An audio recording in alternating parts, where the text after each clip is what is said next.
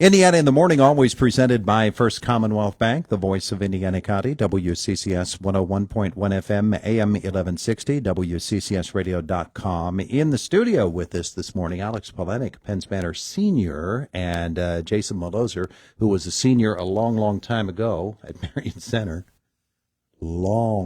Long time ago. We don't have to touch on that anymore, Todd. Our visit this morning presented by Marcus and Mack, voted best law firm and best personal injury lawyer 3 years in a row in the Best of Indiana County contest. Visit them online at marcusandmack.com. Heritage Conference just held its track and field day over this past weekend, getting set for the upcoming outdoor season. But there's indoor track and field going on as well. And Alex this weekend is going to be where? At Penn State. Yep, Penn State. At Penn State, and you'll be throwing the shot. Yep, just the shot this year. Yeah. Well, for you, of course, you were silver medalist in the shot put at the state outdoor meet last year, and you were gold medalist in the discus. Mm-hmm. Yeah. This year you want to get the double. Huh? Oh, yeah. Yeah. That's the main goal this year. Yeah. But that's outdoor. You're indoors this time, and you're going for the gold this weekend. Maybe. The way that they set up the indoor meet is different from the outdoor meet. The outdoor meet it's separated into small schools and big schools, and then the private schools all together. This weekend, it's all three of them combined. So I'll be throwing against kids from 5A schools, kids from private schools, and usually those kids have a little bit further distances. But I'm still about number 10, around the middle of the pack. So you'll get there eventually, and of course, it's a fascinating sport to me, throwing the shot. I've tried it, and I recall, and let me see, I think my greatest distance was 2.5 feet. But that was only because, I don't know why it was. We actually, in high school for physics class, we went up on the roof of the school, and we held a golf ball out, and we held a shot put out, and dropped them to see which would hit the ground first. Which do you think did? Oh. Physics. Probably. They both hit at the same time. Tell me about throwing the shot. It's different, isn't it, than in any other discipline? Oh, yeah, it's a little bit different. There's different techniques that you can use, but I use the rotational throw. And the difference between the discus rotational throw and the shot put is that your center of mass is a little bit different with the 12-pound shot on your neck compared to more of an orbit with the discus. So it's a little bit harder to hone the technique in, but still it'll go far whenever you get it right. Yeah, release point in discus has to be the real key, doesn't it? Yeah. Yeah, I would think. When you first started throwing the shot, we see it on the Olympics is usually the only time that we see it, and everybody thinks, wow, that guy can really get it out there. It's sort of humbling when you first start out, though, isn't it? Yeah, it is. Yeah, I was young whenever I started throwing the shot put, and it was nowhere near what you see in the Olympics. It was a little shuffle, and then I threw it. It didn't go far, but it worked. But it's a tradition at Penns Manor, throwing the shot. You've got a state champion there, don't you? Yep. Yeah. Well, she did it, so why not you? Oh yeah. Yeah. I figured why not. When you go and you get up against those other guys, does it sort of pull something out of you that maybe on a typical match, a typical meet you might not have, but you see the great throwers and you say, I got to pick up my game? Oh yeah, definitely. It also happens like later on in the end of the outdoor season, but whenever you get to meets like this, there's usually a lot more. There's further throwers, guys that can throw further than you, and also people around your distance. So just the atmosphere that it makes, it really helps you boost up your confidence and helps you produce some further distances. And you're going to end up throwing in college too, right? Yep. Yeah. Are you going to be discus and shot in college? Yeah. I'd like to try a little bit of hammer, see how that goes. Oh, yeah? Yeah. Oh, that's craziness there. Yeah. You talk about release point. Oh, my God, yeah. Have you ever thrown the hammer? No, not yet. No. It's all out there, though, isn't it? I'm sure it's interesting. I'll have to touch base on it a little bit. Yeah. Well, we'll really be interested in the results and finding out how you did, and maybe at some point in the future we'll get to talk to you about it and get your impressions of what it was like. And of course, here comes the outdoor season for Indiana County, the Heritage Conference. I know you're looking forward to that. Oh, yeah. So, Alex Polenik, you're throwing on Saturday? Sunday. Sunday at Penn State, Maine. Yeah. Oh, all right, cool. Have a great time. Thank you. Meanwhile, on the other microphone this morning is Jason Miloser. He's the head coach of the Penns Manor Lady Comets, going for a District 6 championship tomorrow night at Mount Aloysius College against Bishop Carroll. Good morning, Coach. Morning, Todd. Good to see you again. Usually we're sitting in the stands here talking after a game. Bishop McCourt, we know how good they are. We know that they're a veteran team. They've got a lot of playoff experience, but here come the Penns Manor Comets back at Mount Aloysius. We were talking about this the other night.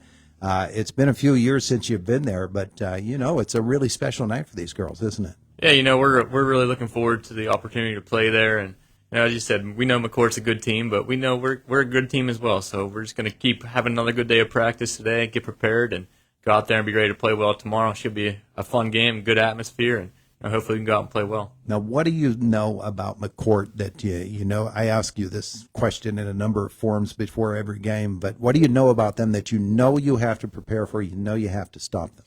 Yeah, I mean, they're going to be really athletic, and they have size comparable to us and the athleticism. So they're going to look to change defenses a lot, apply a lot of pressure with some man presses, zone presses, and we just got to be ready to settle into the game, settle down, relax, and make good decisions because they want to take chances. They're going to gamble, and when they do, we got to be ready to capitalize. But in the same sense, those chances sometimes pay off for them. So we got to make sure that we're disciplined, using pass fakes, coming to passes, and just when we do break the press, we don't have to score right away every time. Just understand that it's okay to just pull it out.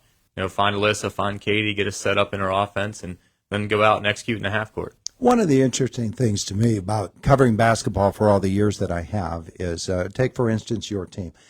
You have this year, we think of Alyssa and we think of Allie, and Summer Fennell was another of your seniors, and you've got your senior group, but every year you're saying goodbye to a group of seniors and you're welcoming in younger players who you're putting into that mix. So every coach wants to have a great mix of the young players with no experience and those who have experience that can bring them along and mentor them. And you've had to do that. This year you've got a really interesting group of young players. Yeah, well, obviously we're fortunate to have our three seniors. They do a great job leading and helping those girls along. And I think that's one of the things that you've seen us get better throughout the years because we do have so many younger girls in the mix, in the rotation, even starting. I think Katie has obviously improved. You saw her play one of her best games there in the semifinals, and Jocelyn Bennett is a freshman come along, and then Kaylin Gillow and Clara Henry off the bench just been giving us good minutes and at different times really stepping up and playing really well for us. So yeah, you touched on it a little bit there. It's nice to have those seniors, and I think when you do have those younger girls, that's when you see teams really get a lot better throughout the year. Whereas if you have a whole senior group, sometimes they're really good, but it's tough to see the progress because they've been really good and they've been playing for so long that they sort of just maybe peak a little bit earlier. And I like to think that we're starting to peak right now and hopefully going to go out and play our best game tomorrow. It's really interesting to watch as a player evolves as well. That freshman, for instance, Allie and Alyssa as freshmen, Summer as a freshman as well. Some of them get to play a lot. Some of them have to work their way into the lineup. But to watch the basketball player that they were 3 years ago against the basketball player that they are now, that sort of development, it really speaks to what happens in the off season as much as it does in season, doesn't it? Yeah, and I think too, like you talked about the seniors, helping the young girls along, and I think that's something that Alyssa started as a freshman for us, and she had Megan Dunn there to work with her every day of practice and help her get better, and then you get to Alyssa's senior year, and now you're starting to see some of those same qualities that you saw in Megan. Not only just the leadership, just stepping up in big games and making big plays, and Allie, as you saw, the last few games in KCAC and throughout the playoffs, you see her starting to pick her game up even more, just like Alyssa has it. And that's what you want to see out of your leaders at best time of the year. They're stepping up, making plays. And, I think, you see Summer stepping in, knocking down big shots. And like we talked about earlier, I think that, you see Katie starting to come along and, playing her best game. And it's not a coincidence because those seniors have helped her along, and you see her gaining the confidence, and hopefully we're going to see even more of that tomorrow, and not only out of her but out of all the girls. High school basketball, and when it gets to this point of the season, is always fascinating because you're looking at, in your case, a District 6 championship game, and then you'll get into the state tournament. You're already guaranteed of that. But these seasons, they roll along, and the momentum starts to build, and you're rolling along, and all of a sudden, boom, it stops. And it's over once you get to that state tournament and you lose a ball game. And so for those seniors, and it gets to this point of their careers, they really, really push hard to make this season go on. Yeah, I think that's something that it's a double-edged sword because, I thought, even that first playoff game where we won comfortably, you saw us be a little bit nervous early on. And that's one of the things we've talked about is, you can't think about it being your last game, your last chance. It's the opportunities in front of you today. Make the most of the day. We talk about that at practice all the time, making sure that we're getting better. We're just worried about making Penn's Manor better today, and tomorrow it's the game that's in front of us. So we're just worried about going out and doing what Penn's Manor needs to do to execute and go get a win and go get that championship at Mount Aloysius tomorrow. Yeah, Bishop McCourt is a great program. And they get the basketball up the floor. That's the thing I'm looking forward to about tomorrow, seeing your speed against theirs, because these are two really, really fast basketball teams that love to play that up-tempo game, which makes it an interesting dynamic because every coach wants to take the other team out of their game. They'll be trying to do that to you. You'll be trying to do it to them. Yeah, as we said, they're gonna mix defenses up and they're gonna press probably the entire time and want to get up and down. And we like to too, but I like to think that in the playoffs sometimes you gotta be able to execute in a half court, and that's one of the things we've talked about is we want to get up and down, but whenever it's not there, we gotta be patient. Make them have to play defense because that's the thing we talked about earlier.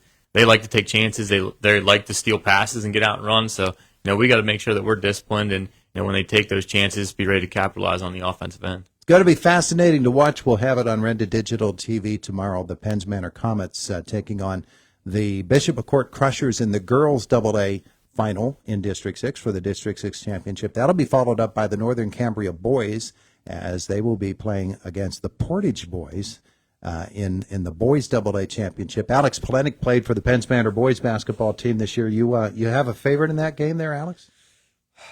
I don't really have a favorite. I'm supporting both teams. I'll see who Good way it goes. Way to break it down for us. They're both really good teams. They're very, very fast, aren't they? Oh yeah. Both have their own strengths and weaknesses, but we'll just have to see who prevails in the end. Yeah, it's going to be interesting to watch. Northern Cambria beat Portage twice in the regular season, but then Portage came back and they got the Heritage Conference Championship. All of that is a big part of what's happening this weekend. And Friday, of course, the River Valley girls, as they'll be playing for the District 6 AAA Championship against Central Cambria. Jason Miloser, Alex Polenik, thanks both for coming in. Thanks for having us. Yep, thank you, Todd. It is the voice of Indiana County. It's WCCS 101.1 FM, AM 1160, and WCCSradio.com. Fox News coming up next, top of the hour. And then Josh with us from the WCCS newsroom.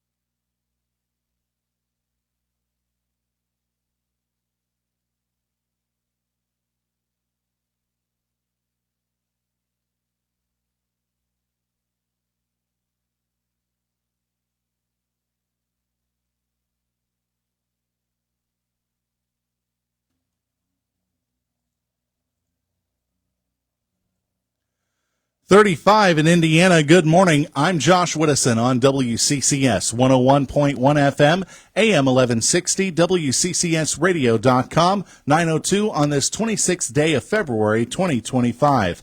Fire departments from Indiana County were called into Armstrong County within the last hour for a reported garage fire. Indiana County 911 reports Creekside, Island, West Lebanon, and Indiana fire departments were dispatched to Barks Hill Road near Copper Valley Road at 8:12 this morning for that incident. Marion Center Fire Department was put on standby for the Plumville Fire Department, and Tunnelton is on standby for Island, West Lebanon firefighters. Initial scanner reports said the structure had partially collapsed. No other details are available. This is a developing story. We'll continue to bring you updates as they come in. WCCS News Time 9:03 news brought to you by Indiana Regional Medical Center. Better health, better life.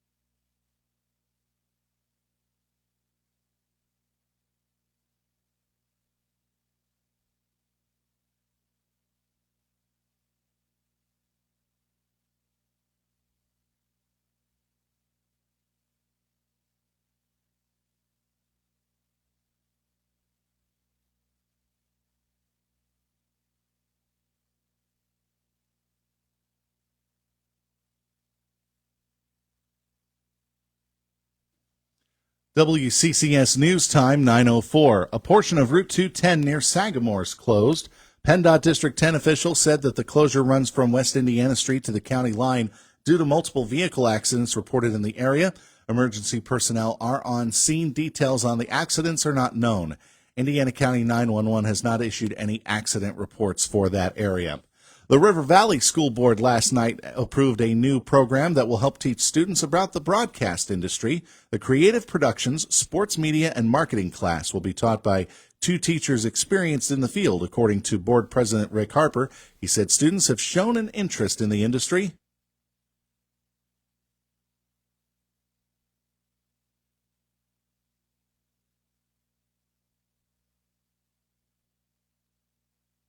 The class will start next school year.